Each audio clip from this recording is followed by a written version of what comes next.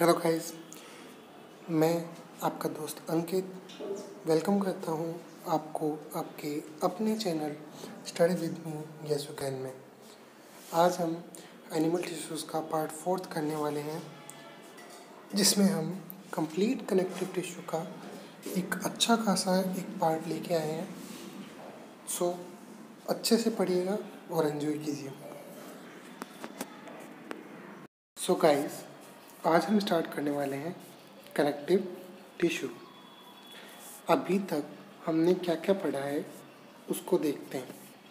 हमने टिश्यू की डेफिनेशन को पढ़ा, फिर हमने इस टिश्यूज़ के डिफरेंट टाइप्स को पढ़ा, जिसमें सबसे पहला जो टिश्यू था एपिथेलियल टिश्यू, उसकी स्टडी हम कर चुके हैं।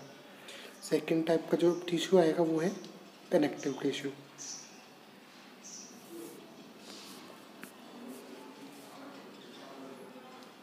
कौन सा tissue? Connective tissue. Epithelial tissue की हम टाइप्स की स्टडी भी कर चुके हैं प्रीवियस पार्ट्स में। अगर आपने अभी तक वो पार्ट्स नहीं देखे तो वो ज़रूर जाके देख लीजिएगा। आज के पार्ट में हम कनेक्टिव टिश्यू को कंप्लीट करेंगे। तो सबसे पहले कनेक्टिव टिश्यू की हिस्ट्री के बारे में जानते हैं। सबसे पहले ओ हार्टविग नाम के साइंटिस्ट ने कनेक्टिव टिश्यू का नाम दिया था मीजेनकाइम, क्योंकि उनका जो ओरिजिन है वो एम्ब्रियोनिक मीजोडर्म से हो रहा था। एम्ब्रियोनिक मीजोडर्म से ओरिजिन होने की वजह से कनेक्टिव टिश्यू को सबसे पहला नाम मीजेनकाइम दिया गया ओ हार्टविग द्वारा। इसके अलावा जो याद रखने वाली बात ये है कनेक्टिव टिश्यूज़ के बारे में कि वो हमारी बॉडी में मोस्ट अबेंडेंट और वाइडली डिस्ट्रीब्यूटेड टाइप के टिश्यू होते हैं, और उनका फंक्शन हमारे बॉडी ऑर्गन्स को लिंक करने का और उनको सपोर्ट करने का होता है। जस्ट एग्जांपल के तौर पे अगर मैं आपको बताऊं तो आपके स्टमक में प्रेजेंट खाना आपके हेड रीजन तक कैसे पहुंचेगा, है ना। एग्जांपल कि अगर आप सोचने की बात है, सोच के देखो कि आपके स्टमक रीजन में प्रेजेंट होने वाला खाना आपके ब्रेन तक किस तरीके से पहुंचेगा। वो पहुंचता है वाया कनेक्टिव टिश्यू, जिसका नाम है क्या? ब्लड। ब्लड के बारे में हमने बहुत अच्छे से स्टडी करनी है इन द अपकमिंग चैप्टर, जिसका नाम है human circulatory system. Circulatory system के बारे में डीप में हम उसी चैप्टर में स्टडी करेंगे। अब on the presence of matrix, हम जो कनेक्टिव टिश्यू है उसको 3 टाइप्स में डिवाइड करते हैं। पहला जो कनेक्टिव टिश्यू है वो है कनेक्टिव टिश्यू प्रॉपर, दूसरा कनेक्टिव टिश्यू स्केलेटन और तीसरा कनेक्टिव टिश्यू वेस्कुलर। पहला जो कनेक्टिव टिश्यू यानी कनेक्टिव टिश्यू प्रॉपर, उसका जो मैट्रिक्स है वो सॉफ्ट मैट्रिक्स होता है और हाई फाइबर कंटेनिंग यानी फाइब्रस कनेक्टिव टिश्यू है, यानी जिसमें फाइबर की कंटेंट ज़्यादा हो और मैट्रिक्स सॉफ्ट हो, तो उस टाइप की कनेक्टिव टिश्यू को हम कनेक्टिव टिश्यू प्रॉपर का नाम देते हैं।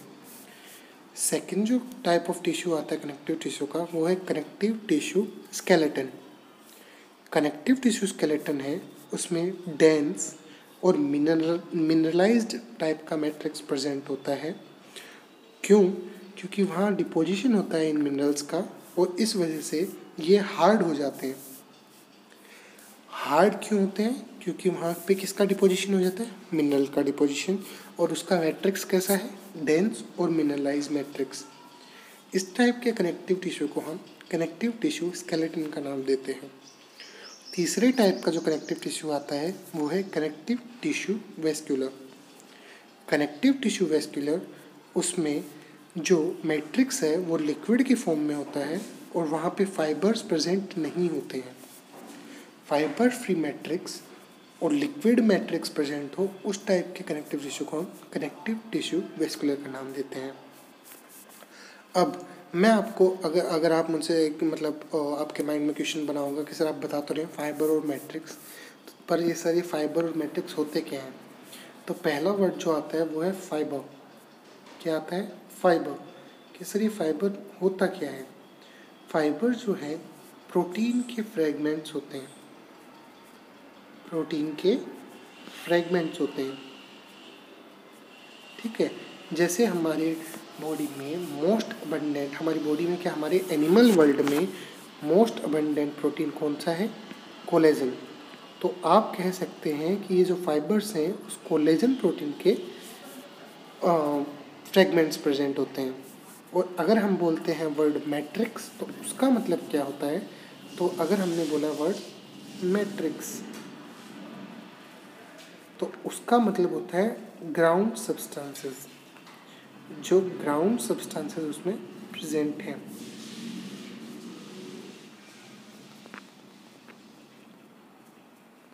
ठीक है, अभी तक आपने स्टडी कर लिया कनेक्टिव टिश्यूज़ के टाइप्स को।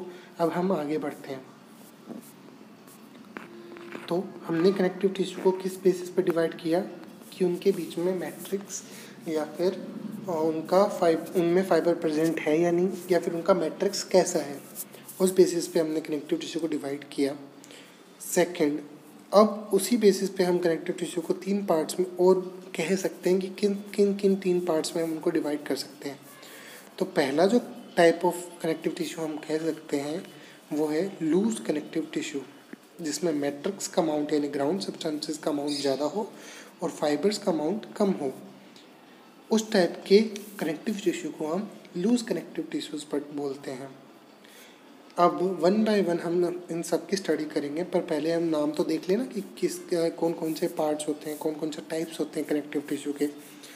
फिर हम लूज कनेक्टिव टिश्यू को भी 2 टाइप्स में डिवाइड करते हैं फर्दर, जो होते हैं एरियोलर टिश्यू और एडिपोज टिश्यू। कनेक्टिव टिश्यू का एक और टाइप होता है जिसको हम बोलते हैं dense connective tissue. Dense connective tissue में फाइबर का अमाउंट ज़्यादा और मैट्रिक्स का अमाउंट कम होता है, और इसको भी हम फर्दर 2 टाइप में डिवाइड करते हैं, dense regular connective tissue and dense irregular connective tissue. फिर हम थर्ड टाइप का कनेक्टिव टिश्यू और बोलते हैं जिसका नाम होता है स्पेशलाइज्ड कनेक्टिव टिश्यू, जिसमें हम स्केलेटल कनेक्टिव टिश्यू और फ्लूइड कनेक्टिव टिश्यू को फर्दर डिवाइड करते हैं। स्केलेटल कनेक्टिव टिश्यू में मैट्रिक्स सॉलिड होता है और मिनरलाइज्ड होता है, जबकि फ्लूइड कनेक्टिव टिश्यू में लिक्विड और फाइबर फ्री मैट्रिक्स प्रेजेंट होता है। ठीक है, यहाँ तक की स्टडी आपने वैसे पहले कर ली है, मैंने आपको बता दी है। स्केलेटल कनेक्टिव टिश्यू का जो एग्जाम्पल हम कह सकते हैं वो है कार्टिलेज एंड बोन, एंड जो हमारा फ्लूइड कनेक्टिव टिश्यू है उसका एग्जाम्पल हम कह सकते हैं blood and lymph. Oh sorry, Google play on हो गया था। अब हम आगे बढ़ते हैं। फिर हम 1 बाय 1 इन सभी कनेक्टिव टिश्यूज़ की स्टडी करते हैं। तो सबसे पहला जो कनेक्टिव टिश्यू है वो है connective tissue proper. Connective tissue proper में हम 3 कंपोनेंट बांटते हैं, 3 टाइप के डिफरेंट कंपोनेंट से मिलके कनेक्टिव टिश्यू प्रॉपर बना हुआ होता है। पहला डिफरेंट टाइप ऑफ सेल्स, दूसरा फाइबर्स और तीसरा मैट्रिक्स। अब फाइबर और मैट्रिक्स के बारे में बेसिक जानकारी मैंने आपको दे दी है, पर इसको डिटेल्ड स्टडी हम नीचे करेंगे।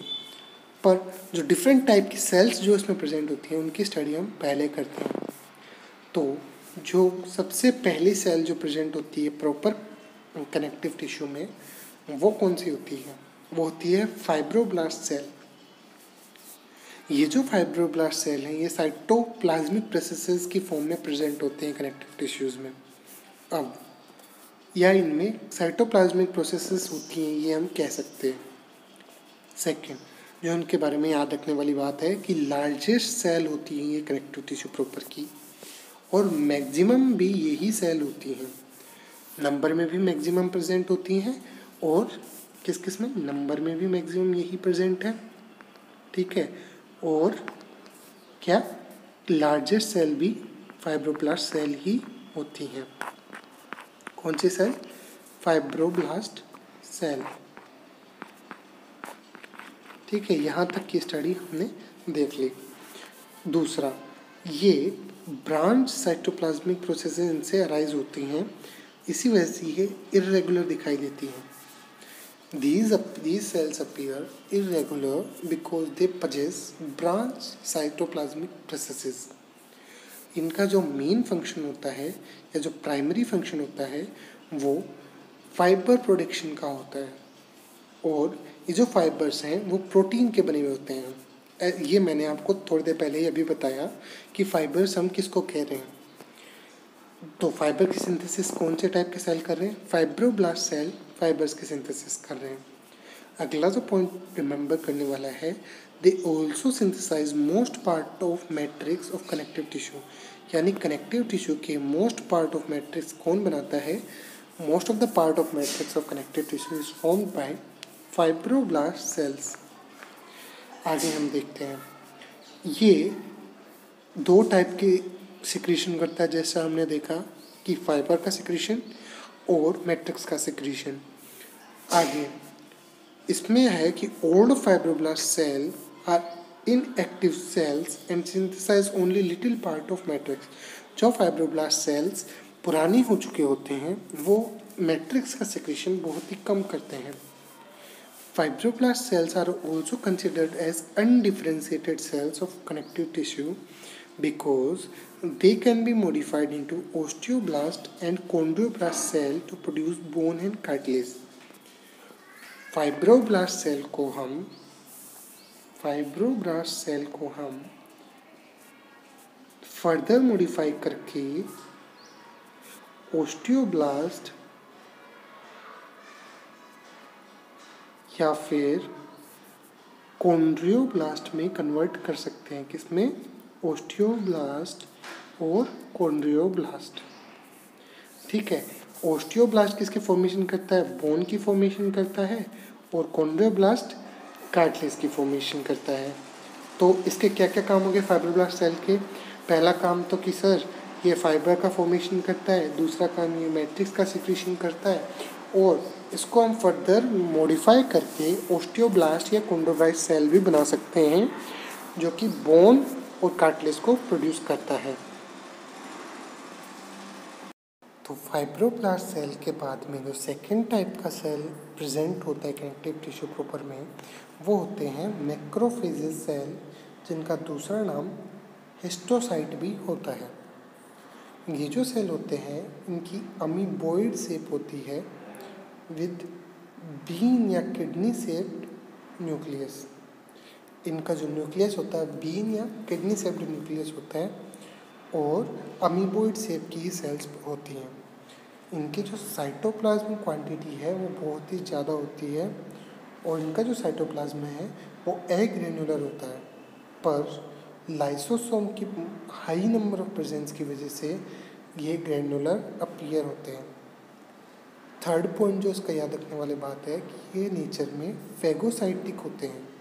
फेगोसाइटिक यानी डेड या फिर जो ऐसा मटेरियल जो हमारी बॉडी के लिए हार्मफुल है या फिर हमारी बॉडी को जिसकी रिक्वायरमेंट नहीं है, उस टाइप के मटेरियल को ये इंगल्फ करके डिस्ट्रॉय कर देते हैं। जो पैथोजेंस भी हमारी बॉडी में एंटर कर जाते हैं, पैथोजेंस भी जैसे वायरसेस एंड बैक्टीरियाज, उनको भी ये डिस्ट्रॉय कर देते हैं।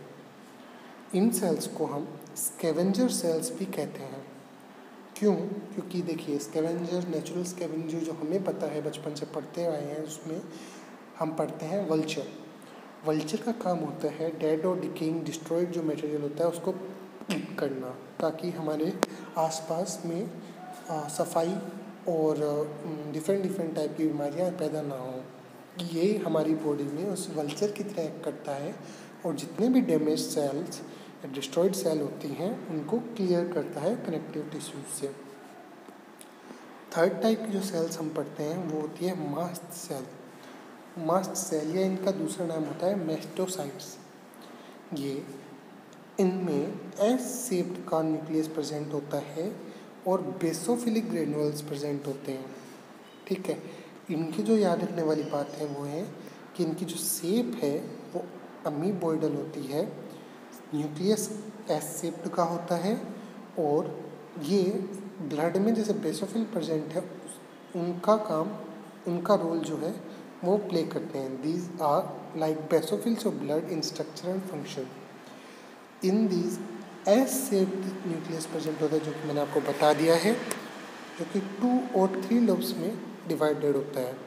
ठीक है, एस शेप्ड टाइप का कुछ इस तरीके का न्यूक्लियस प्रेजेंट होता है इसमें, ऐसे इस टाइप का न्यूक्लियस प्रेजेंट होता है कुछ।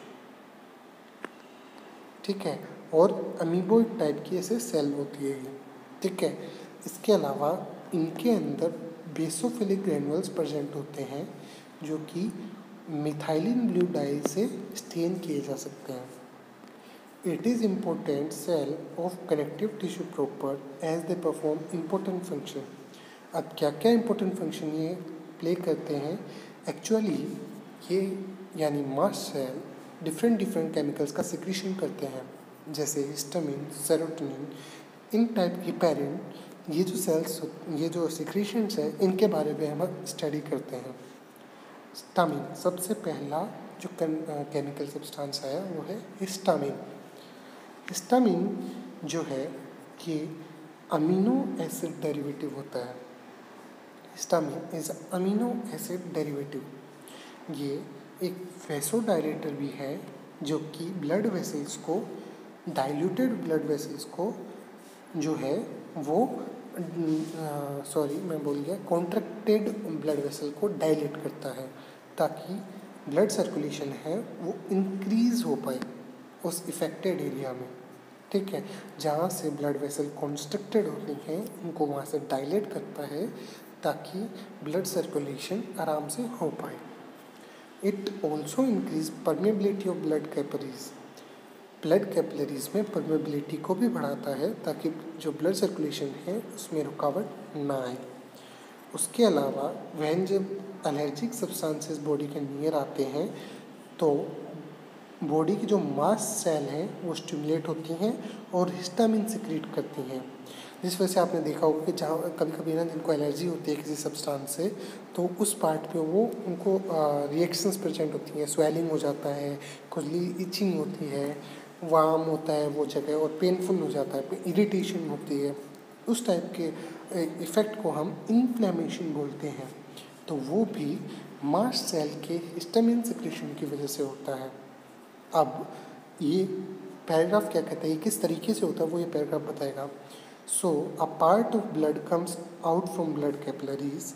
जब एलर्जिक सब्सटेंसेस पास में आता है तो बॉडी के मास्ट सेल हिस्टामिन सिक्रीट करती हैं, जिनकी वजह से जो ब्लड है वो अपनी ब्लड कैपिलरीज से बाहर आ जाता है विद आरबीसी, डब्ल्यूबीसी के साथ में बाहर आ जाता है और उस इंटरसेलुलर स्पेस में जमा हो जाता है।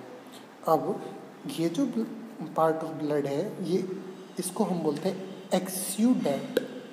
एक्स्यूडेंट, जो कि उस इफेक्टेड एरिया में स्वेलिंग करता है, और उस स्वेलिंग की वजह से रेडनेस आ जाती है और वार्मनेस आ जाती है, और उस जगह पे इफेक्टेड एरिया पे पेन होता है। इसी टाइप के इफ़ेक्ट को हम क्या बोलते हैं? इन्फ्लामेशन। ये मैंने आपको बताया। सेकंड जो टाइप का केमिकल सब्सटेंसेस जो मास्ट सेल सिक्रेट करते हैं वो होते हैं serotonin.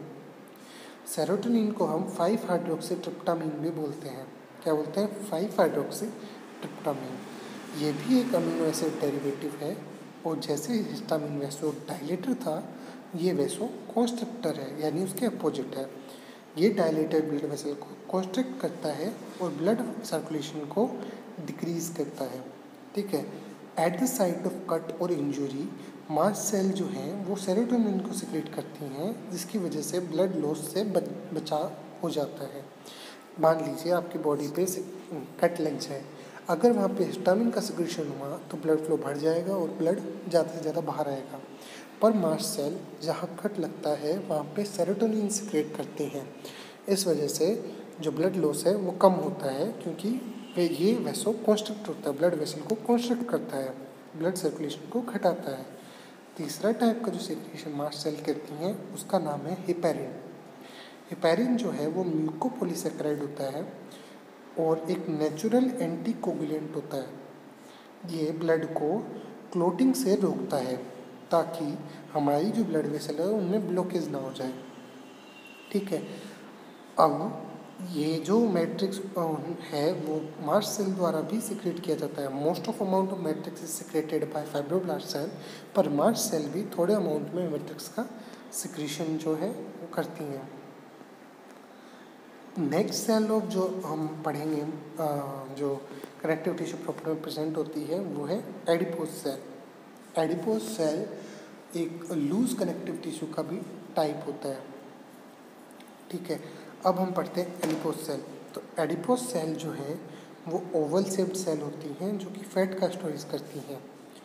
Fat is collected in the form of fat globules, जो कि fusion of small oil droplets, मतलब छोटी छोटी जो ऑयल ड्रॉपलेट्स हैं उनके फ्यूज़न से एक फैट ग्लोब्यूल का फॉर्मेशन होता है और वो स्टोर होता है इन एडिपोज सेल्स में।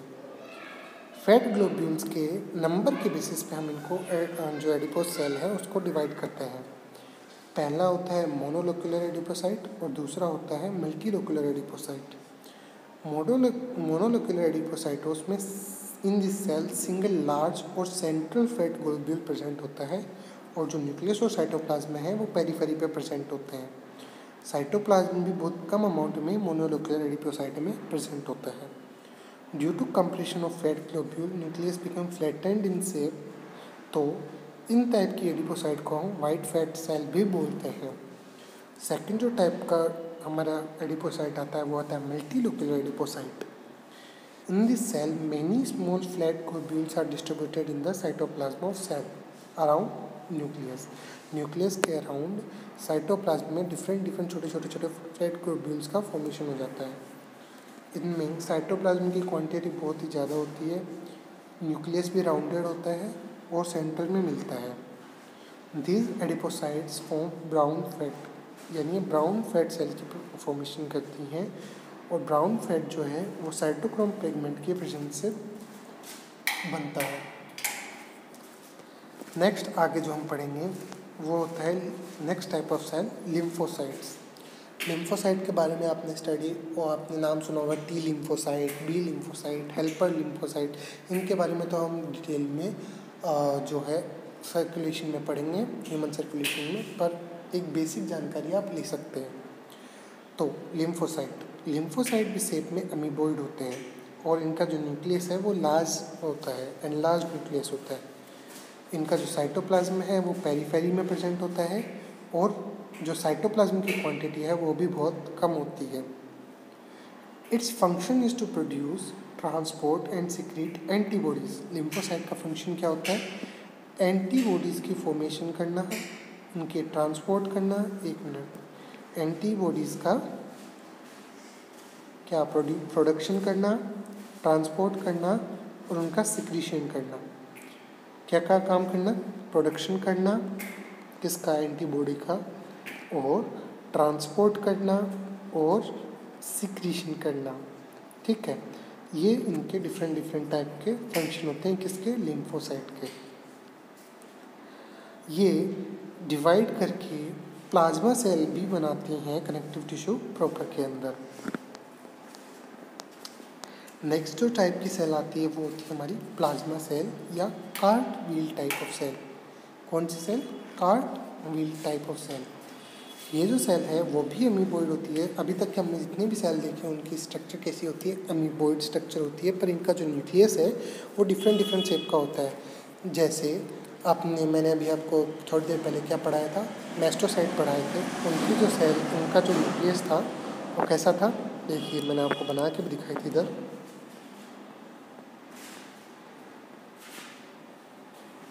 एक मिनट, हाँ, ये रहा मैस्टोसाइट या मास्ट सेल। इनका न्यूक्लियस किस टाइप का होता है? एस शेप सेल का, और ये इस टाइप का न्यूक्लियस प्रेजेंट होता है, दो लोब्स डिफरेंट लोब्स के साथ में। तो इनमें सब में न्यूक्लियस डिफरेंट होता है, पर जो सेल होती हैं वो सभी अमीबॉइड टाइप की सेल प्रेजेंट होती हैं। अब हम पढ़ेंगे प्लाज्मा सेल, या फिर जिसको हम बोलते हैं कार्टविल सेल। ये भी शेप में अमीबॉइड होती हैं, और इनके अंदर एक राउंडेड न्यूक्लियस प्रेजेंट होता है जो कि कार्ट व्हील की फॉर्म में प्रेजेंट होता है। आपने हमारे इंडियन फ्लैग में बीच में अशोक चक्र जरूर देखा होगा, उसकी शेप भी कार्ट व्हील की तरीके से होती है।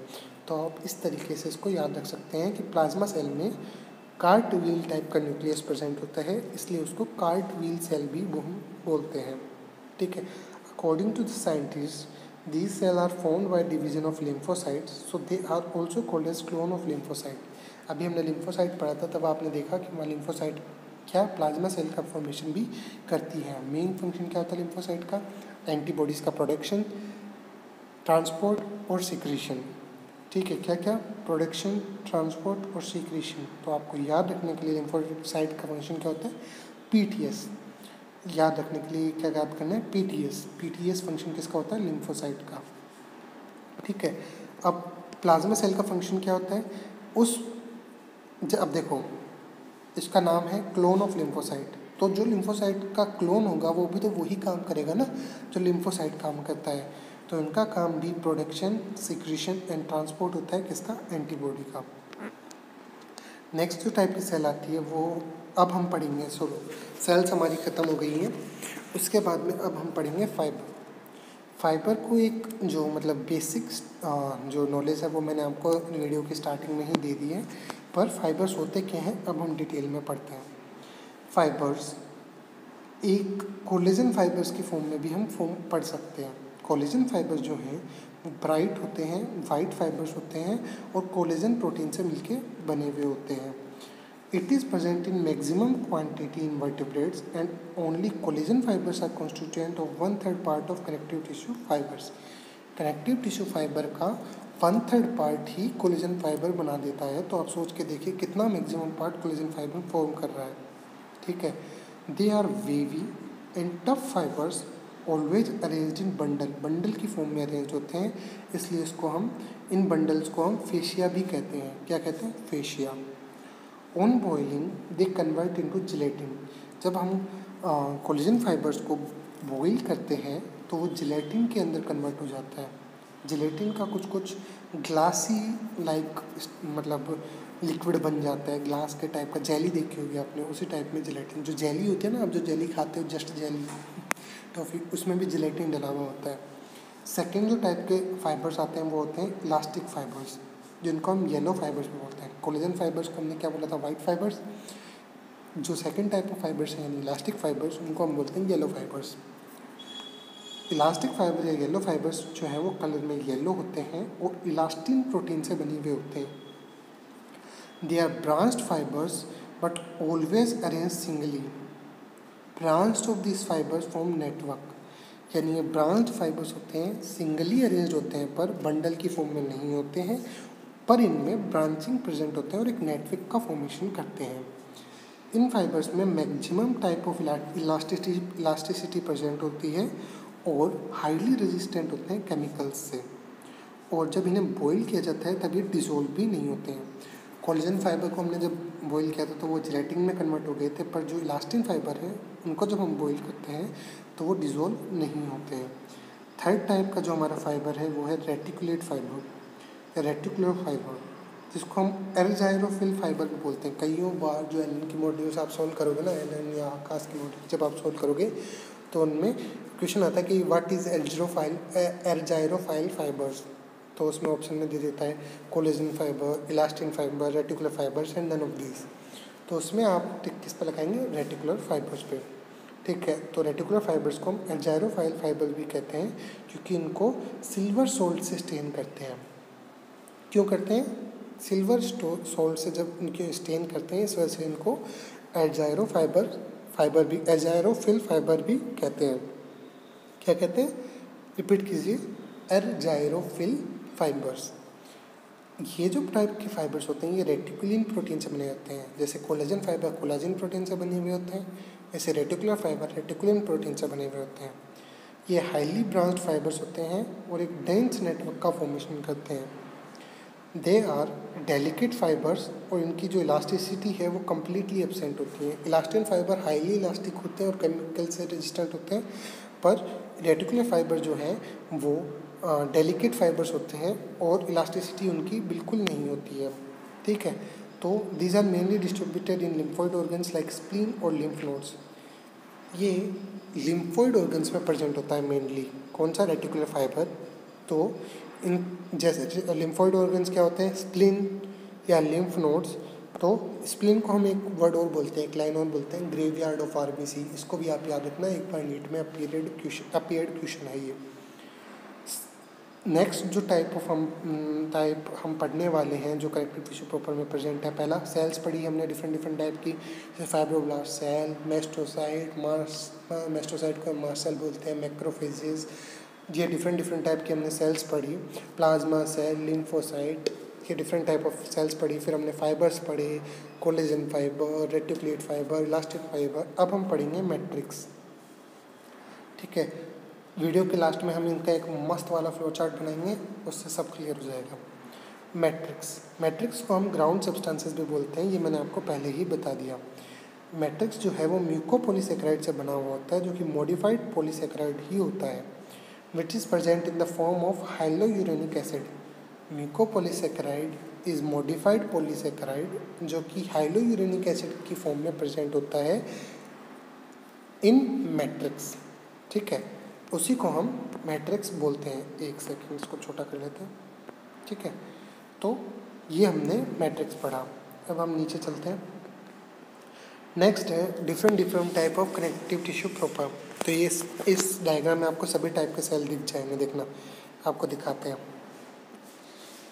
ये हमारा मैक्रोफेज हो गया, ये फाइब्रोब्लास्ट सेल्स हो गए, ये हमारे कोलेजन फाइबर दिख रहे होंगे आपको ये वाले, ठीक है। और ये मास्ट सेल दिख रही है आपको, ठीक है। ये एडिपोज सेल दिख रहे होंगे, एक मिनट, ये जो आपको दिख रहा होगा ये कौन सा है, एडिपोज सेल है, ठीक है।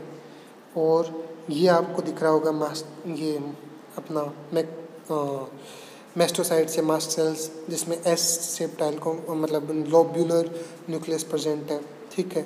मेस्टोसाइट हम जिसको बोलते हैं, ठीक है। ग्रेन्यूल्स भी प्रेजेंट है इसमें हमारे, दिख रहा होगा आपको। ये फाइब्रोब्लास्ट सेल हो गया, ये कोलेजन फाइबर्स भी दिख रहे हैं आपको डिफरेंट टाइप के, ठीक है। तो ये एक ही डायग्राम में, ये एनसीईआरटी का डायग्राम है और सभी टाइप के टिश्यू शोध हैं। तो अब एजुलर कनेक्टिव टिश्यू को हम लूज कनेक्टिव टिश्यू भी बोलते हैं या स्पॉन्जी टिश्यू भी बोलते हैं। क्या बोलते हैं, लूज कनेक्टिव टिश्यू या स्पॉन्जी टिश्यू। कनेक्टिव टिश्यू के हम टाइप्स पढ़ रहे हैं। पहला टाइप आ गया कनेक्टिव टिश्यू प्रॉपर, उसके हम डिफरेंट टाइप्स पढ़ रहे हैं। पहला एरियोलर, दूसरा एडिपोज। तो एरियोलर कनेक्टिव टिश्यू का डायग्राम है, उसमें आप डिफरेंट टाइप के सेल्स और कोलेजन फाइबर्स देख सकते हैं, पर हम आपको एडिपोज टिश्यू भी इसके बाद में पढ़ाएंगे। तो इसको हम क्या बोलते हैं, एरियोलर टिश्यू को लूज कनेक्टिव टिश्यू या स्पॉन्जी टिश्यू। ये वाइडली डिस्ट्रीब्यूटेड होता है हमारी बॉडी में, और इस टिश्यू में मैक्सिमम इंटरसेलुलर स्पेस प्रेजेंट होती है और उतना ही मैट्रिक्स प्रेजेंट होता है। इसकी इरेगुलर अरेंजमेंट प्रेजेंट होती है, इस वजह से इसमें बंडल्स बन जाते हैं कोलेजन फाइबर्स के और बहुत सारे गैप्स प्रेजेंट हो जाते हैं, और इन्हीं स्पेसेस को हम एरियोलाई कहते हैं, और इसी वजह से इसका नाम एरियोलर टिश्यू होता है। क्या बोला मैंने, इसके इरेगुलर अरेंजमेंट की वजह से कोलेजन फाइबर्स के बंडल बन जाते हैं, जिसकी वजह से गैप्स बन जाते हैं, और उन गैप्स को हम एरियोलाई कहते हैं, और उसी एरियोलाई की वजह से हम इस टिश्यू को एरियोलर टिश्यू बोलते हैं। In areolae other compounds of connective tissues are distributed such as fibre, cells and matrix. उसी एरोलाई में डिफरेंट टाइप की चीज़ें प्रेजेंट होती हैं, जैसे फाइबर्स कौन से होते हैं, collagen, elastin, reticulate. Collagen, elastin, reticulate, इन सब फाइबर्स को बार बार अपने माइंड में रिपीट करते रहे। सेल्स कौन सी, fibroblast, macrophages, mast cells, lymphocyte, plasma cells. Matrix ground substance mucopolysaccharide का बना हुआ होता है, हाइलोयूरेनिक एसिड इनकी फॉर्म में प्रेजेंट होता है, ग्राउंड सब्सटेंस बोलते हैं इसको हम। बार बार आप इसको अपने माइंड में रिपीट करेंगे तो ज़्यादा से ज़्यादा ये याद होगा। Few elastic fibres are present, but reticular fibres और रेटिकुलर सेल्स जो है वो कम्प्लीटली एब्सेंट होती है इस टाइप के टिश्यू में। रेटिकुलर सेल्स या रेटिकुलर फाइबर कम्प्लीटली एब्सेंट होता है किसमें, एरियोलर टिश्यू में। इन सेल्स, मास्ट सेल्स, मैक्रोफेजेस और फाइब्रोब्लास्ट जो हैं वो मोस्ट ऑफ नंबर में मिलते हैं इसमें। इसके अलावा इस एरोलाई में यानी उन गैप्स में ब्लड वेसल और नर्व फाइबर्स भी प्रेजेंट होते हैं, और जो ये है ये स्किन के बिलो प्रेजेंट होता है। एरियोलर टिश्यू जो है वो स्किन के बिनीथ प्रेजेंट होता है, नीचे प्रेजेंट होता है, इसीलिए इसको हम टीला सबक्यूटेनियन भी बोलते हैं, ठीक है। अब इसके एग्जाम्पल में आता है टीला सबक्यूटेनियन। टीला सबक्यूटेनियन एक थिन कनेक्टिव कंटिन्यूस लेयर होती है स्किन से कनेक्टेड, जो कि स्केलेटल मसल के अंडरलाइंग होती है। सेकंड जो टाइप आता है, एग्जांपल आता है, वो आता है पेनिकुलस कार्नोसस। ये मैमल्स की स्किन के टाइटली अटैच्ड जो मसल्स हैं, मतलब मसल से अटैच होती है टाइटली, और मैमल्स की स्किन में प्रेजेंट होती है। ठीक है। सब म्यूकस ऑफ ट्रैकेई, ब्रोंकाई और इंटेस्टाइन भी इसी का टाइप है। किसका? एल्यूलर कनेक्टिव टिश्यू का। इसमें कौन कौन से एग्जाम्पल होंगे? टीला सबक्यूटेनी, पेनिकुलस कार्नोसस, सब म्यूकस ऑफ ट्रैकेई, ब्रोंकियाई, इंटेस्टाइन। ये सब किसके टाइप है? एल्यूलर कनेक्टिव टिश्यू इनमें प्रेजेंट होता है या इसके अंदर, और इनको हम एल्यूलर कनेक्टिव टिश्यू हम बोलते हैं। सेकंड जो आता है adipose connective tissue. Connective tissue proper हम पढ़ रहे थे, लूज कनेक्टिव टिश्यू हम पढ़ रहे थे, और उसके अंदर पहला हमने एल्यूलर कनेक्टिव टिश्यू पढ़ लिया है। सेकंड हम पढ़ेंगे adipose connective tissue. Adipose connective tissue है वो एल्यूलर कनेक्टिव टिश्यू का ही मॉडिफिकेशन होता है। इसमें एक फैट स्टोरेज एरिया, न्यूक्लियस और प्लाज्मा मेम्ब्रेन प्रेजेंट होती है, और ये जो है वो एडिपोज टिश्यू से मिलकर एडिपोज टिश्यू हम इसको बोलते हैं। अब एडिपोज टिश्यू जो है वो लूज कनेक्टिव टिश्यू का एक टाइप है, but in alveoli major component is adipocyte. Adipocyte इसका मेजर कंपोनेंट होता है जो कि फैट्स को स्टोर करता है। लूज कनेक्टिव टिश्यू के एल्यूलाई में ही जब एडिपोज सेल्स का मैक्सिमम अमाउंट बढ़ जाता है तब उसको हम एडिपोज कनेक्टिव टिश्यू का नाम दे देते हैं, यानी ये एल्यूलर टिश्यू का ही एक मॉडिफिकेशन है। फिर आता है blood vascular system is also present in this. Blood vascular system इसमें भी प्रेजेंट होता है, और ये भी स्किन के नीचे प्रेजेंट होते हैं।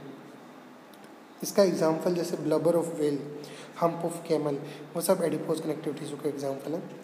If this tissue is treated with alcohol, alcohol के साथ में जब इसको ट्रीट करेंगे, फैट भी will be dissolve completely eight adipocyte will become vacuolated.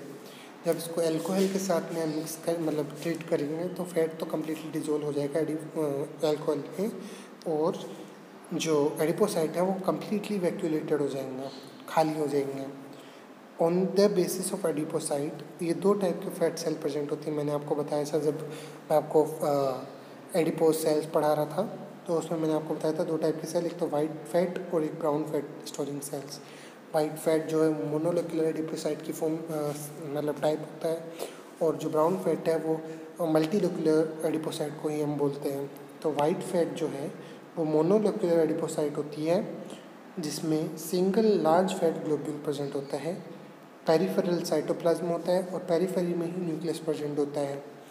Due to less amount of cytoplasm, mitochondria भी इसमें लेस ही होते हैं, कम ही प्रेजेंट होते हैं, इसलिए ये एनर्जी भी लेस ही प्रोड्यूस करता है। देखो, लेस साइटोप्लाज्म तो लेस माइटोकॉन्ड्रिया तो लेस एनर्जी। ठीक है। इसका एग्जांपल आ गया पेनिकुलस एडिपोसस, जो कि एक थिन कंटिन्यूस लेयर होती है वाइट फैट की under the dermis of skin. इसको हम हाइपोडर्मिस ऑफ स्किन भी बोलते हैं। सेकंड जो इसका एग्जांपल है वो येलो बोन मेरो भी वाइट फैट या फिर मोनोलिक्यूलर एडिपोसाइट का ही एग्जांपल है। या फिर इसका एग्जांपल मैंने आपको था ब्लबर ऑफ व्हेल, एक थिक लेयर प्रेजेंट होती है डर्मिस के नीचे व्हेल में, उसको हम ये व्हेल, सील और एलिफेंट तीनों में ही प्रेजेंट होती है। अगला जो मैंने आपको बताया था hump of camel, tail of merino से, ये कुछ एग्जांपल है एडिपोसाइट कनेक्टिव टिश्यू के, एडिपोज कनेक्टिव टिश्यू के। सेकंड जो टाइप आता है वो आता है brown fat. Brown fat multilocular adipocyte का एग्जांपल मैंने आपको अभी पढ़ाया, in which many fat globule जो हैं वो प्रेजेंट होते हैं। इसमें साइटोप्लाज्म का अमाउंट ज़्यादा होता है तो माइटोकॉन्ड्रिया का अमाउंट भी ज़्यादा होगा और एनर्जी का अमाउंट भी ज़्यादा होगा as compare to white cell. Brown fat is due to presence of cytochrome pigment. Brown fat को ब्राउन इसलिए बोलते हैं क्योंकि उसमें साइटोक्रोम पिगमेंट प्रेजेंट होता है। कौन सा पिगमेंट? साइटोक्रोम पिगमेंट प्रेजेंट होता है। अब इसको हम ब्राउन फैट का फंक्शन क्या होता है, देखो पहला फंक्शन जो इसका होता है वो cold resistant device in newborn baby. Brown fat कहाँ का प्रेजेंट होता है, तो न्यूबॉर्न बेबी में जो सिवरिंग होती है वो ब्राउन फैट की वजह से होती है। रोडेंट्स लाइक रैट, श्रू और हाइबरनेटिंग एनिमल्स होते हैं जिनको एनर्जी हाइबरनेशन के टाइम पे एनर्जी की रिक्वायरमेंट होती है, उनमें ब्राउन फैट स्टोरिंग सेल्स होती हैं। ठीक है। अब हम second type of connective tissue पढ़ेंगे जो कि है dense connective tissue.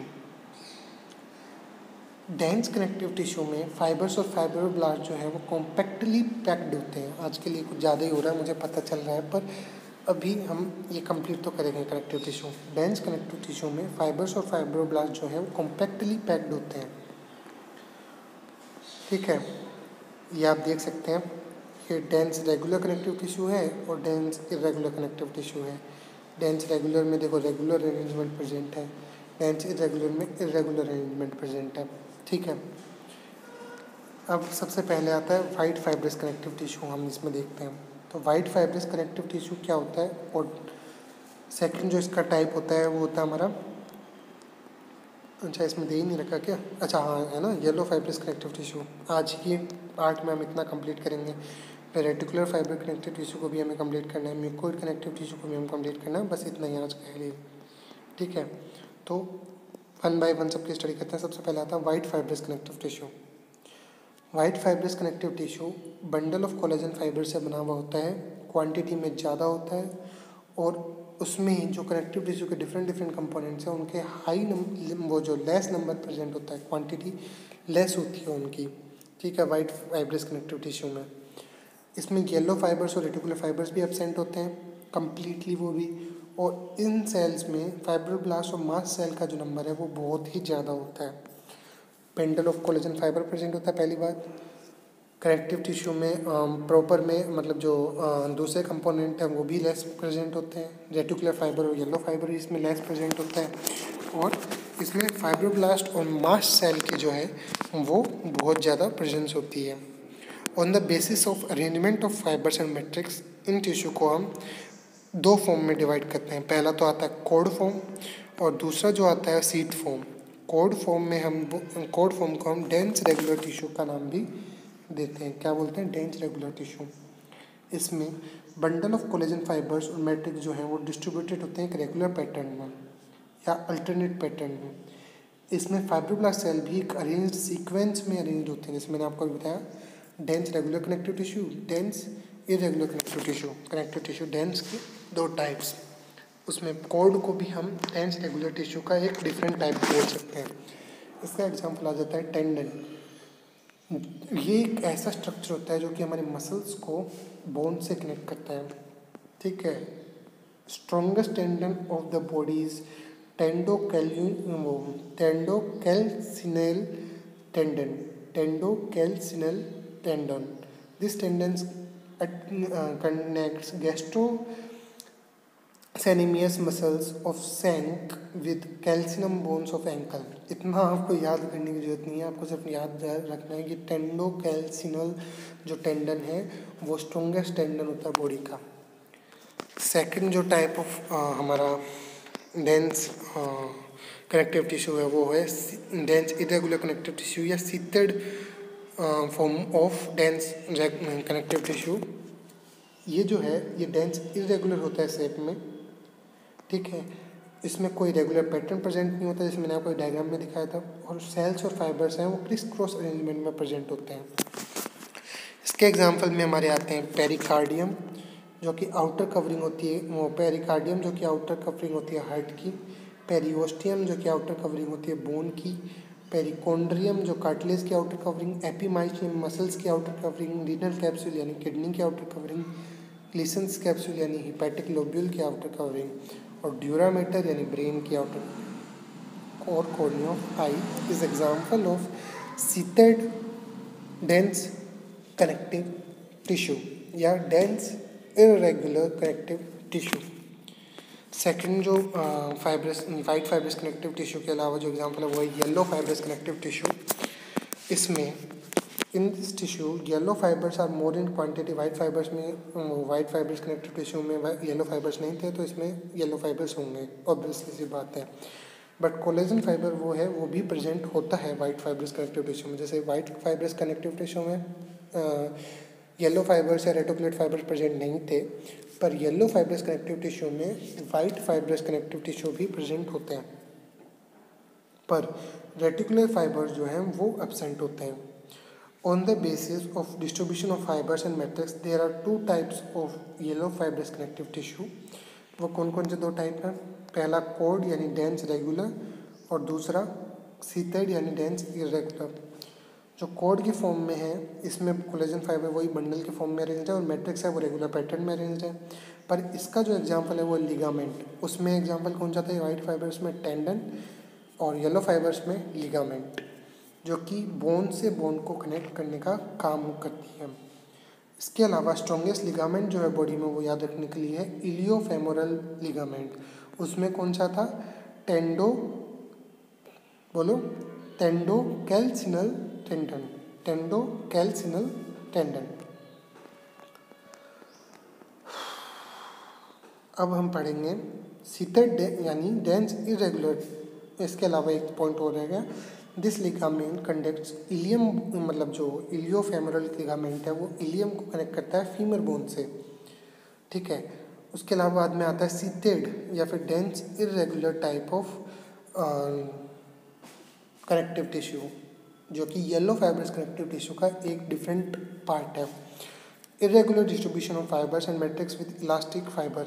Irregular distribution होता है इसमें फाइबर्स और मैट्रिक्स का, और ये कहाँ प्रेजेंट है, लिम्फ वेसल की वॉल्स में, ट्रू वोकल कॉर्ड्स में और अपनी स्किन के बीनीथ। नेक्स्ट जो type of fibrous connective tissue आता है वो आता है रेटिकुलर फाइब्रस कनेक्टिव टिश्यू। ये लिम्फोइड टिश्यू में प्रेजेंट होता है, mostly found in lymphoid organs, और एक सपोर्ट और स्ट्रेंथ प्रोवाइड करता है सॉफ्ट ऑर्गन्स को, जैसे हमारा स्प्लीन, लिम्फ नोड्स, एंडोओस्टियम।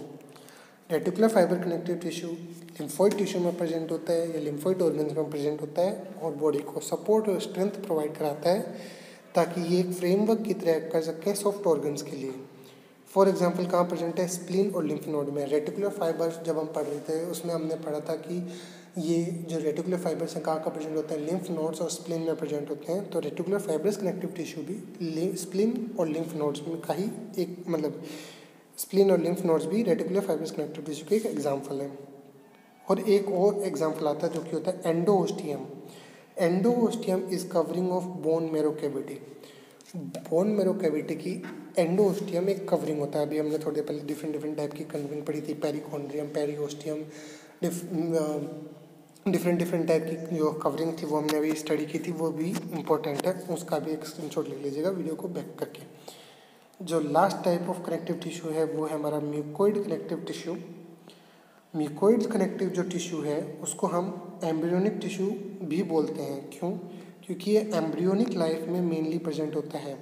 इसका जो एग्जांपल है वो, मतलब जो इसमें कहाँ मिलता है, एम्ब्रियोनिक लाइफ में मिलता है। इसका जो एग्जांपल है वो एम्ब्लिकल कॉर्ड में प्रेजेंट होने वाला वाटन्स जेली होता है, ठीक है। इस इनके जो मैट्रिक्स है उसको हम जेली लाइक सब्सटेंसेस होता है इसका मैट्रिक्स, और उसको हम वाटन्स जेली भी बोलते हैं। अम्बिलिकल कॉर्ड है वो प्लेसेंटा को फिटस से कनेक्ट करती है, और विट्रस ह्यूमर जो है हमारी आँख में वो भी एक म्यूकोइड कनेक्टिव टिश्यू का एक एग्जांपल है। और जो मुर्गा होता है कोक, उसकी ऊपर जो कोम्ब प्रेजेंट होती है वो भी म्यूकोइड कनेक्टिव टिश्यू का एक एग्जांपल है। यहाँ पे हम करते हैं and. So like, share and comments your doubt and subscribe to the channel.